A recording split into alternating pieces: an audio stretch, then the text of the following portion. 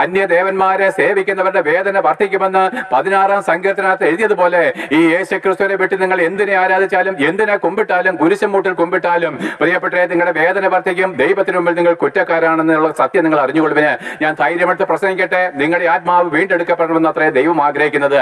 എന്നാൽ നോക്കുവിന് ഇങ്ങനെ മാനസാന്തരപ്പെടണം. നമ്മുടെ പിതൃപാരമ്പര്യങ്ങളെ മതഭക്തികളെ നമ്മൾ തള്ളിക്കളയണം. പൗരോഹിത്യം വേണ്ടെന്ന് വെക്കണം.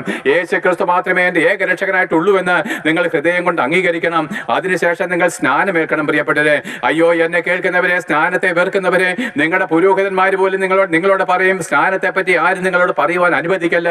എന്റെ പ്രിയപ്പെട്ടവരെ, അവരൊക്കെ ആരാണ്? നിങ്ങൾ നരകാഗ്നിയിലേക്ക് പോകാൻ ആഗ്രഹിക്കുന്നവരാണ്.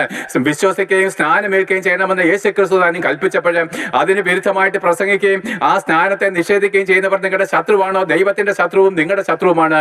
ആകയാൽ പ്രിയപ്പെട്ടവരെ, മാനസാന്തരപ്പെട്ടതിന് ശേഷം നിങ്ങൾ യേശുക്രിസ്തുവോട് ചേരുവാൻ സ്നാനമേൽക്കുമ്പോൾ ദൈവത്തിന്റെ പരിശുദ്ധാത്മാവ് യേശുക്രിസ്തുവിന്റെ ആത്മാവിനെ നമുക്ക് തരും. ഈ പരിശുദ്ധാത്മാവ് അത്രേ നമ്മളെ സ്വർഗത്തിലേക്ക് കൊണ്ടുവന്നത്. ഈ പരിശുദ്ധാത്മാവ് നമ്മൾ വരുന്ന അത്രേ വീണ്ടും ജനനം, ബോൺ അഗൈൻ എന്ന് പറയുന്നത്.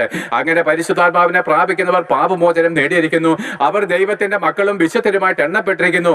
അങ്ങനെയുള്ളവർ ഒരു പെൺകുട്ടി തന്റെ വിവാഹ നിശ്ചയം ചെയ്യപ്പെട്ടതിന് ശേഷം താൻ വരുവാനിരിക്കുന്ന മണവാളിന് വേണ്ടി വിശുദ്ധിയോടെ ജീവിക്കുന്ന പോലെ ആ കർത്താവ് നാളെ സ്വർഗത്തിൽ നിന്ന് ഭൂമിയിലേക്ക് നമ്മളെ ചേർക്കുവാൻ വരുമ്പോഴും അവന്റെ മുമ്പിൽ നമ്മൾ നിഷ്കളങ്ക മക്കളായിട്ട് തീരേണ്ടതിന് വിശുദ്ധിയോടും വേർപാടും കൂടെ കർത്താവിന് വേണ്ടി നമ്മൾ എന്താണ് കാത്തിരിക്കണം. പ്രിയപ്പെട്ടവരെ, ലോക സ്നേഹത്തിൽ പെട്ടുപോകാതെ ദ്രവ്യാഗ്രഹമില്ലാതെ വിശുദ്ധിയോടെ ജീവിക്കുന്നുവെങ്കിൽ നാളെ യേശുക്രിസ്തു മടങ്ങി വരുമ്പോൾ നമ്മുടെ ഈ ദ്രവിച്ചു പോകുന്ന ശരീരം മാറ്റി തേജസ്സും തിളക്കമേറിയതുമായിരിക്കുന്ന ഒരു പുതിയ ശരീരം തന്ന് 1000 വർഷം നമ്മൾ യേശുക്രിസ്തുവോട് കൂടെ ഭൂമിയിൽ വാഴുകയും 1000 ആണ്ടിന് ശേഷം ലോകം അവസാനിക്കുമ്പോൾ നമ്മൾ സ്വർഗീയ പ്രവേശനത്തിലേക്ക് പ്രവേശിക്കുകയും ചെയ്യും.